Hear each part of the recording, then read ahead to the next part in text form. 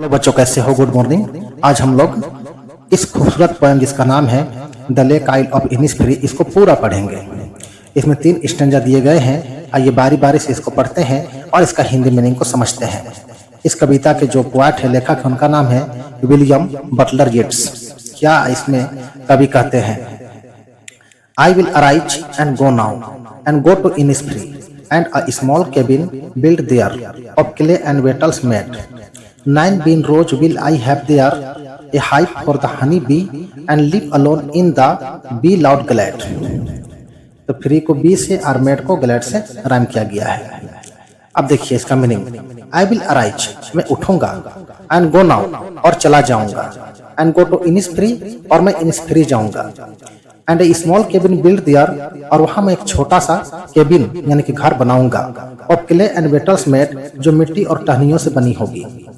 9 bean rows will I have there, वहां मेरे पास बीन के 9 कतारें होंगी। A hive for the honey bee, और मधुमक्खियों के लिए एक छत्ता होगा। एंड लिव अलोन, और वहां मैं अकेले रहूंगा। In the be loud glad, जहां मधुमक्खियों की आवाज होगी खुले मैदान में। अगला स्टैंजा को देखते हैं। And I shall have some peace there, for peace comes dropping slow, dropping from the veils of the morning to where the cricket sings. There midnights all a glimmer, and noon a purple glow, and evenings full of the linnet wings. तो कवि क्या कहते हैं यहाँ पर? And I shall have some peace there, और वहां मुझे कुछ शांति मिलेगी। For peace comes dropping slow, और ये शांति धीरे धीरे आएगी। Dropping from the veils of the morning, सुबह के घूंघट से फिसल कर सरकते हुए आएगी। To where the cricket sings, जहां झिंगुर गाते हैं।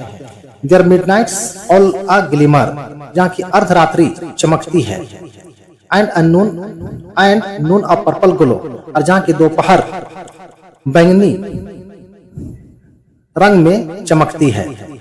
And evenings full of the Lynette wings, और जहां की शाम लिनेट पक्षियों के पंखों से भरी होती है।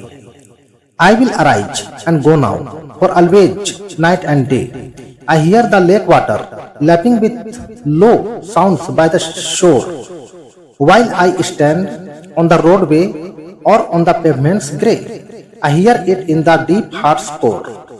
तो डे को ग्रे से और शोर को कोर से राइम किया गया है। क्या बोलते हैं कवि यहाँ पर?